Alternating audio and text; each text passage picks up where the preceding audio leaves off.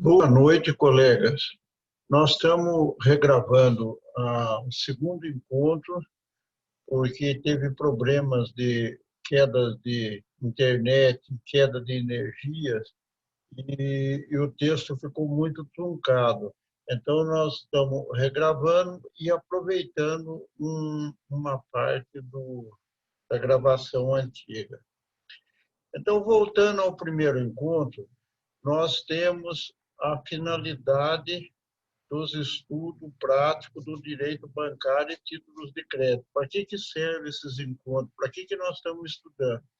Nós estamos estudando isso daí para verificar o que aconteceu no crédito bancário de uma maneira geral, de 1950 até hoje, o que aconteceu, os endividamentos, as renegociações, os problemas de,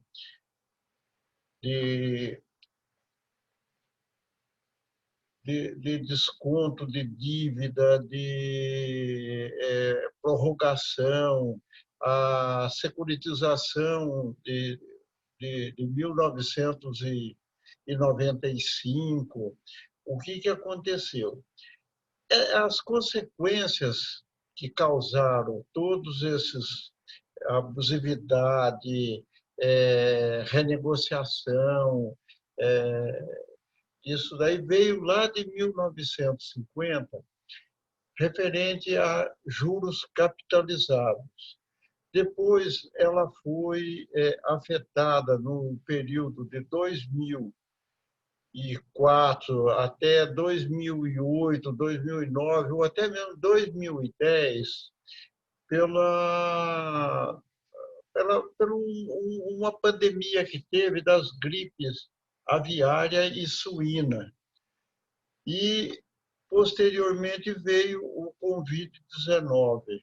Então, nós temos, em relação ao Covid-19 que nós falamos hoje, ele é a causa de todos esses transtornos, mas não é bem só o Covid-19, não, porque nós tivemos as consequências anterior ao Covid-19 ocasionado por juros capitalizados indevidamente, juros capitalizados de tabela praias, juros capitalizados mensal indevidamente.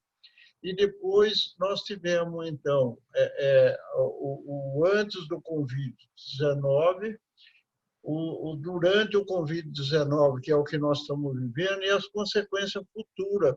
O que nós temos que tomar providências agora, a área jurídica, a área técnica, a área de planejamento, nos novos financiamentos dos setores produtivos, para evitar maiores transtornos na economia nacional e maiores transtornos no crescimento do Brasil. Aliado, sabe, a essas consequências do juro capitalizado, gripe aviária e a gripe suína e o Covid-19, nós tivemos coisas que foram feitas pela metade, ou foram feitos já, além de atrasado, fizeram pela metade. É o caso das criações de linhas de crédito de longo prazo, lá em 1950, pela Lei 1046. Esses financiamentos de longo prazo com execução parcelada de fundos e programas e desenvolvimentos regionais por conta e risco do Tesouro Nacional, sem analisar as consequências práticas que isso daí poderia ocasionar.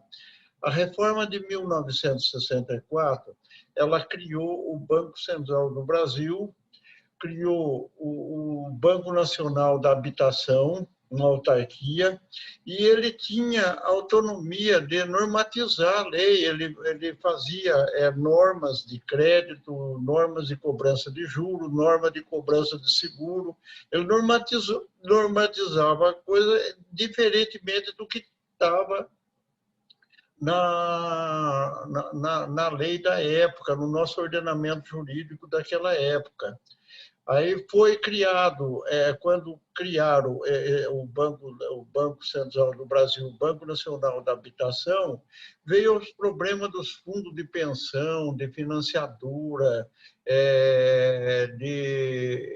essas empresas que faziam captação, corretora de valores, tudinho. Então, criaram o Sistema Brasileiro de Poupança e Empréstimo, SBPE, e através da resolução 1446 e 1980. Teve também a criação do Sistema Financeiro Imobiliário, através da Lei 9.514 de 97, sem um estudo e acompanhamento dos custos para a União e o tomador de mútuos. Consequências também referente aos planos econômicos. Os planos econômicos, eles foram feitos para salvar a economia, mas, na realidade, piorou só a economia. Por quê? Os planos econômicos teve que ter uma legislação de reajuste dos planos que ela afrontava o nosso ordenamento jurídico da época, principalmente as decisões dos tribunais e a legislação que existia. Teve também as consequências desastrosas e benéficas das epidemias da gripe aviária e da gripe suína, porque, conforme fonte do Estadão, de 12 de 5 de 2019, ela viabilizou a exportação do Brasil lá fora através das commodities. Então, a economia teve um crescimento na época, apesar de ser desastrosa a parte de saúde interna. Teve os desequilíbrios também contratuais antes, durante e posterior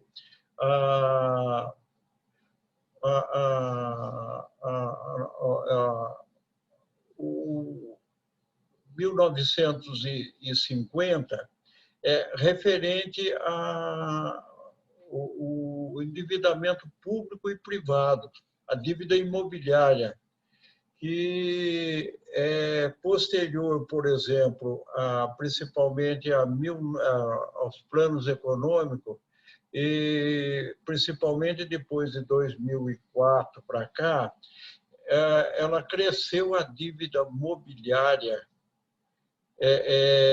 a dívida interna, ela veio para quase 2 trilhões de reais. Quer dizer, pagaram a dívida externa com empréstimos de banco. Isso aí foi uma péssima coisa para a economia e afetou também os contratos bancários e os títulos de crédito, porque o governo não conseguiu captar todos esses recursos através para fazer a rolagem da dívida mobiliária, a dívida interna.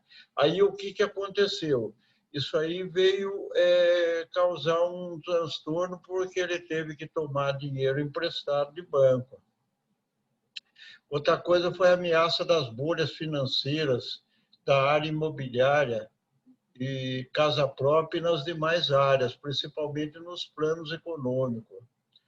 A mini-reforma de 2017 até a presente data também, ela foi feito muita coisa boa, tem muita legislação boa, mas ela tem criação de fundos que vai ter que ter uma regulamentação melhor desses fundos.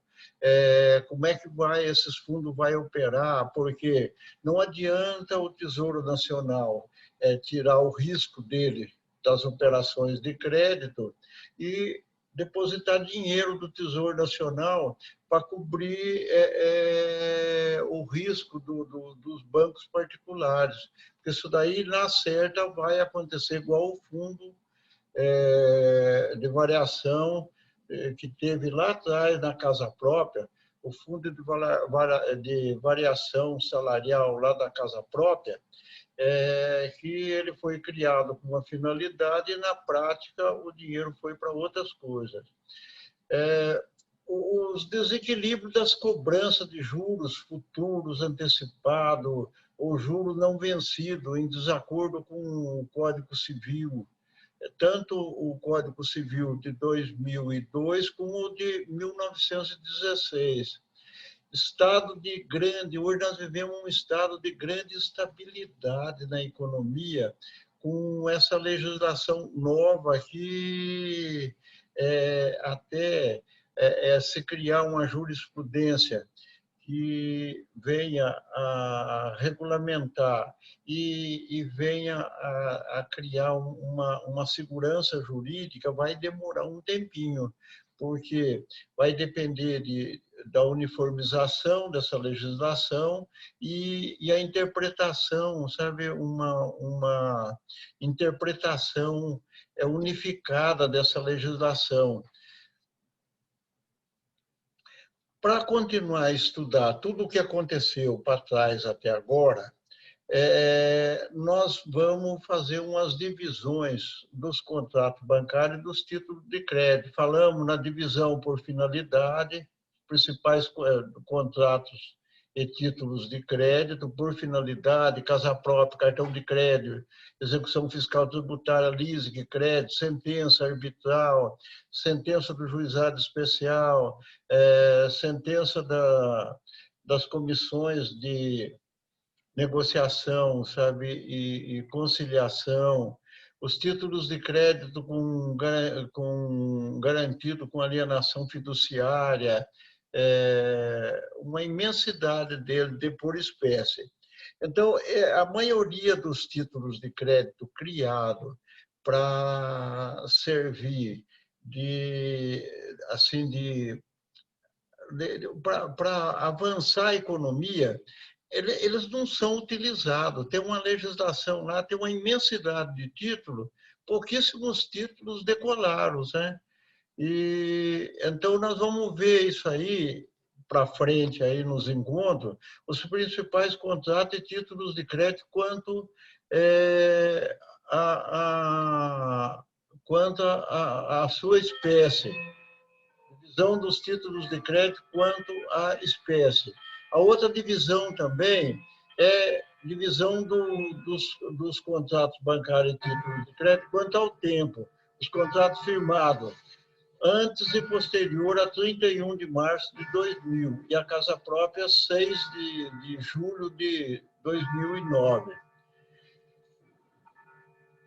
Para entrar na parte desses estudos, desses títulos, dos contratos e títulos de crédito, nós vamos falar dos conflitos, contradições e controvérsias causados pela evolução desses títulos de crédito que foram criados de 1950 para cá.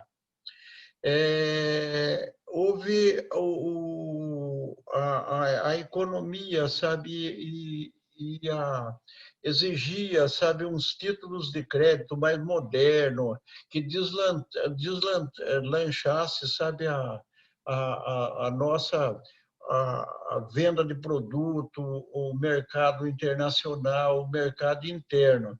E, na prática, criar esses títulos de crédito, a legislação vinha com muito atraso.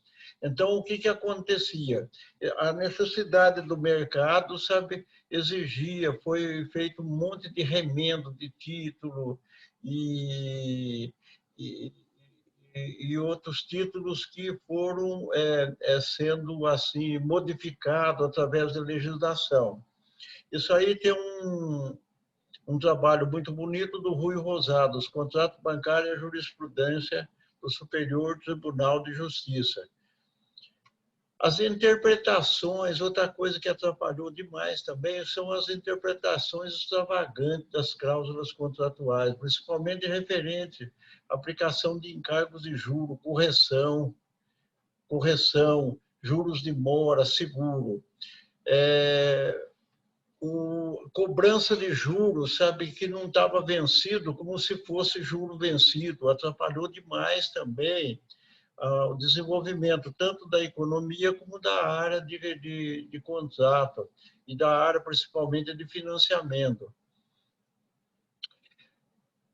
E iniciamos também a necessidade, na época, veio lá atrás, já no Código de Processo Civil antigo, o uso dos repetitivos, aquelas decisões repetitivas, porque nessa época aí houve uma coisa que atrapalhou demais, e foi que cada Tribunal de Justiça tinha um entendimento sobre a legislação de direito bancário, na área de contrato bancário e títulos de crédito.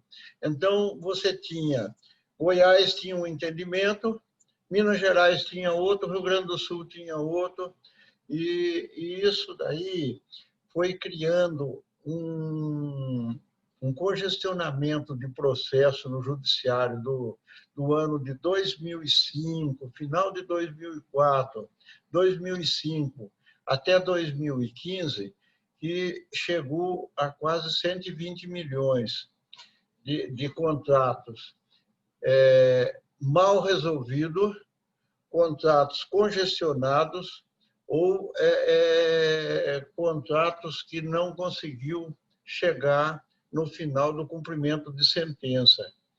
Porque a legislação de cada título de crédito tinha um roteiro para se calcular juro, correção monetária, prêmio de seguro, e o que acontecia? Então, afetava um processo numa decisão que não tinha nada a ver com esse processo. E isso daí foi até se criar a súmula modeladora. Então, ficou parado um monte de processos da justiça que só teve andamento com a súmula modeladora, a súmula 344. E hoje tem muito processo na justiça que não tem condição de dar andamento nele, por quê? A legislação mudou. Os contratos estão parados, tem sentença antiga. Então, tem que ouvir as partes, tem que adequar esses processos às normas de hoje, principalmente aos repetitivos, para que se possa dar andamento e o cumprimento de sentença. A parte da correção monetária atrapalhou muito também. Por quê? A correção monetária ela começou lá atrás, em 1964 para a casa própria, 65, 1981 para os demais contratos, aplicação da correção. Ela tinha uma correção para corrigir as execuções fiscais, as execuções tributárias, e que era a mesma da correção monetária para a iniciativa privada, para os títulos de crédito todinho. Era o RTN, o ATN, BTN. Depois que veio, foi por volta de 91, 92, por aí, que criaram a UFIR para corrigir a área tributária e a TR, que ela veio da TBC. A TBC não pode utilizar para corrigir o financiamento, mas a TR botaram uma redução nela e ela veio para corrigir os títulos da iniciativa privada.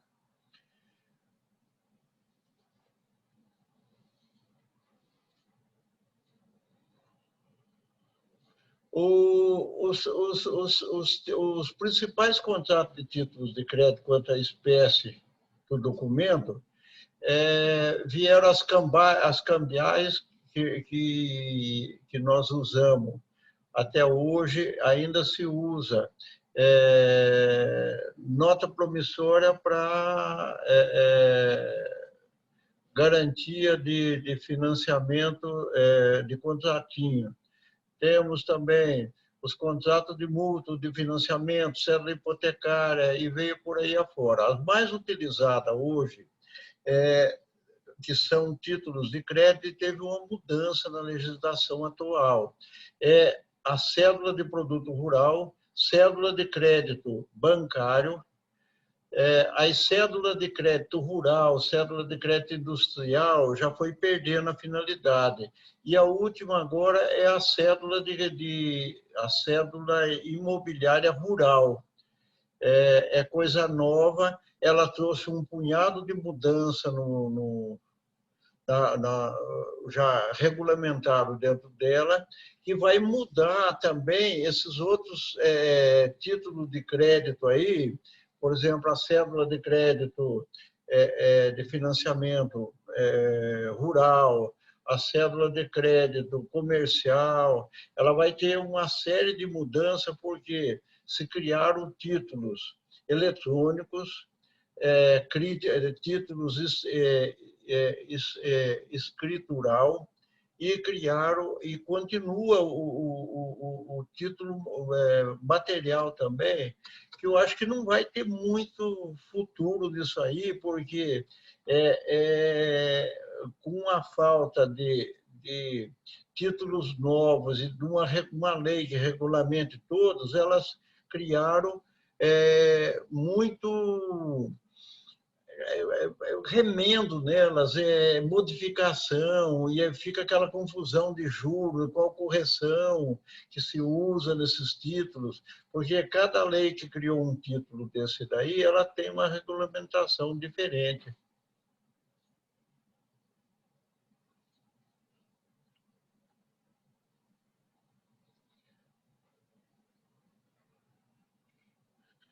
O trabalho do Rui Rosado, dos contratos bancários e a jurisprudência do Superior Tribunal de Justiça, ela já mostrou lá em 2003, comecinho de 2004, a necessidade de racionalizar a grande quantidade de normas esparsas do direito bancário e títulos de crédito, com a imediata uniformização e unificação dos entendimentos legais e jurisprudenciais, porque do jeito que está hoje, está muito difícil para o judiciário trabalhar, está muito difícil para a área jurídica trabalhar, porque é muita legislação, muito artigo de lei, muita afetação de processos em jurisprudência, em repetitivo, que não tem nada a ver com aquele processo. E, consequência disso aí, é o congelamento do processo. Fica lá congelado, lá, fica parado. Quanto que custa um processo desse parado? Nós falamos também no primeiro encontro. A aplicação dos repetitivos foi uma coisa muito boa, e ela veio a ter assim, uma força maior, foi com as pesquisas do Conselho Nacional de Justiça e do Superior Tribunal de Justiça. Porque as pesquisas do Conselho Nacional de Justiça e do Superior Tribunal de Justiça, ela traçou metas. A última meta que tem para 2000 é uma meta muito boa. Por exemplo, ela prevê julgar mais processos do que os distribuídos, julgar processo mais antigo, aprovado por todos os segmentos de justiça, estimular conciliação, aprovada pela Justiça Estadual, Justiça Federal e Justiça do Trabalho. Justiça do Trabalho, nós não mexemos aqui, porque a parte do direito bancário não envolve a Justiça do Trabalho.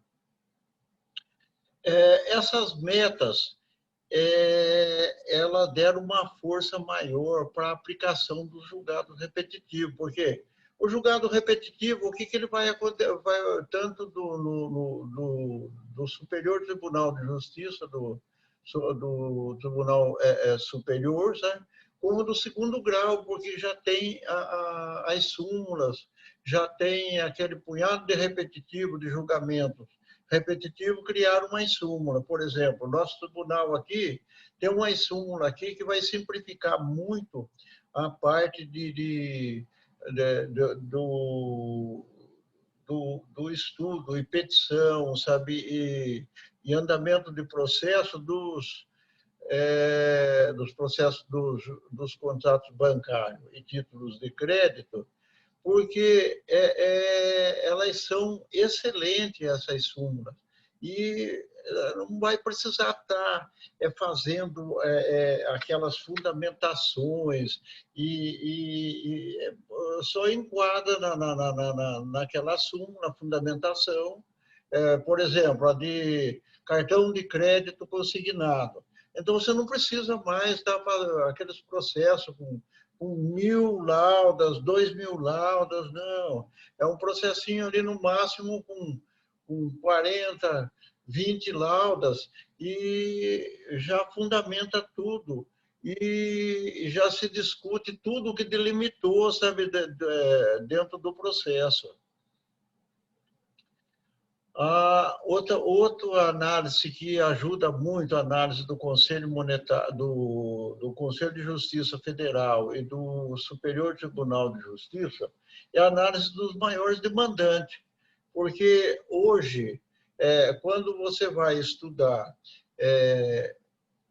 ativismo e judicialização, o que você mais escuta é que há muita judicialização, que o Brasil tem muitos processos aí que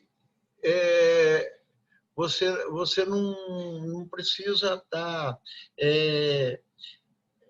que tem mais de um processo para cada 2 habitantes. Mas quando você vai ver a análise desses maiores demandantes, você vê que os maiores demandantes que tem é banco, fazenda pública, o Ministério Público, é toda a parte que mexe com o nosso... que mexe com o direito bancário. Então, eles que são o maior demandante. Não existe judicialização em números assim apreciável de devedores, não. Porque esse emaranhado de lei que tem hoje, que a gente pode chamar até de teia de aranha, porque nem os credores estão conseguindo entrar com um processo que eles expliquem direitinho, porque haja entra com o processo, o andamento do processo rápido e o cumprimento da sentença. Por que não tem? Porque afeta em repetitivo errado. Outra coisa, a petição dos credores, ela é muito simplificada, é uma lauda, no máximo 2 laudas. O devedor pegou tanto, hoje corrigido, está conforme uma planilhinha resumida lá, não tem fundamentação, que lei que foi, como é que calculou aquilo de lá, e o uso exagerado de tabela price e de capitalização de juro abusivo, juro indevido.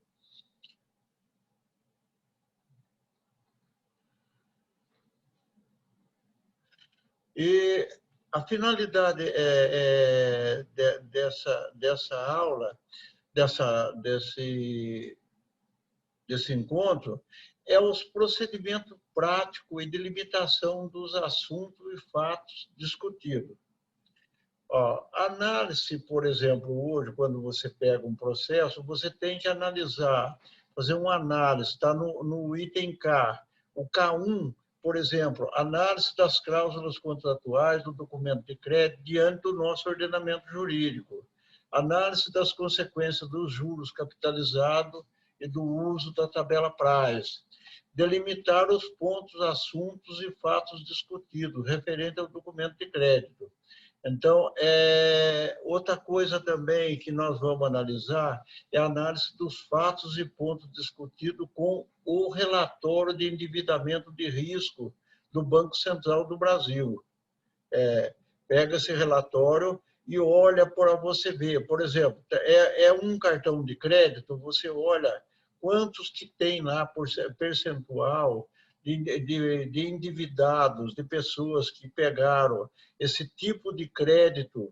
Você olha para você ver e facilita também o estudo e você discutir resumido. Por quê? Você vai ver, na prática, você vai ver juro, você vai ver capitalização de juro, você vai ver correção e não é muitos casos não de seguro que tem dentro do processo. E o uso exagerado de tabela Praz, que ela não tem amparo jurídico, ela tem só na jurisprudência que a prestação formada pela tabela Praz não capitaliza juro. E não capitaliza mesmo, porque ninguém sabe como é que eles formaram aquelas prestação. Aí, quando você vai analisar aquelas prestações, elas têm juro abusivo, por exemplo, da casa própria, contrato de 7%, 8%, 9%, 10%, 12% ao ano. Quando você vai analisar lá os contratos que têm mais de 25 anos, ela tem juro embutido lá na formação daquela prestação lá, de 40% ao mês, 50% ao mês, e até 120%, até 150% ao mês do valor da prestação. E você vê isso daí quando você fatia o financiamento no número de prestações e analisa cada prestação separada. Você pega quanto que ele amortizou do financiamento principal e quanto que ele amortizou de juro. Você vai ver aquele juro lá corresponde 70% do que ele pagou da prestação mensal. O estudo prático de contrato bancário e títulos de crédito, nós vamos analisar somente os posteriores a 31 de março de 2000 e a casa própria a partir de 6 de julho de 2009. Por quê? Porque os anteriores eles estão congestionados já na justiça, alguns processos novos que vão aparecer, mas são poucos os processos. Então, é melhor você, cada caso desse daqui, nós juntamos no grupo lá a pessoa, as dúvidas que ele tem, ele bota no grupo e nós vamos analisar a sugestão do grupo inteiro, fica fácil dele resolver do que a gente falar, porque os processos anteriores a 31 de março de 2000 e casa própria a 6/7 de 2009, eles são muito complexos. Tem processo aí que tem 10 mil laudas, 2 mil laudas, e para analisar você perde um tempo danado. O primeiro processo que nós vamos analisar, para você ter noção do que é juro capitalizado indevidamente, e que se a gente não tomar cuidado, leva a gente à indução de erro, nós vamos analisar o RESP 668-795. É um RESP precedente de 2 repetitivo, ele é do Rio Grande do Sul. Esse RESP aí, ele demonstrou que ele pegou um juro. Por suposição aqui, como a gente não tem o processo original, ele pegou juro de 9,72%. O contrato prevê um período de 16 anos com pagamento parcelado mensal. Então, esse juro dá 0,81% ao mês, esse juro. Então, esse juro que ele informou ali é um juro com prazo de 1 ano. esse juro de 9,72 aí, e que corresponde ao juro de 0,81% ao mês, ele é um juro para capitalizar no prazo de um mês. Então, quando você usa o sistema de capitalização indevida, você capitaliza acima de um ano, ele eleva essa taxa de juros de 9,72 para 23,165 milésimo por cento. Olha, veja bem, ou vai ter uma elevação do juro mensal, ele vai para um juro real de 1,93%. E aqui houve também a aplicação da tabela Price, que nós vamos ver lá na frente, em outro tipo de processo, que gera esse juro capitalizado mensalmente, depois mistura com a tabela Price, que é um sistema antagônico do juro capitalizado, ele gera um fato muito estressante. E nós vamos ver também um RESP repetitivo, um RESP que é precedente de um repetitivo, é sucessivo de um repetitivo, é o 1148, 1.148.247 da Paraíba, que um débito de 93 referente a um financiamento de 6.600, mais ou menos, porque foi na transição do plano real, e ele gerou um débito, sabe, em 2001, de 8.882.063 reais e 58 centavos. E gerou um débito de 1.200.000.000 de reais em 2007. Então, isso aqui é o efeito da tabela Price associada a juro capitalizado indevidamente. Ó. É um erro em cima de outro erro que gera um endividamento enorme para a área produtiva. Nós vamos dividir esse segundo encontro em dois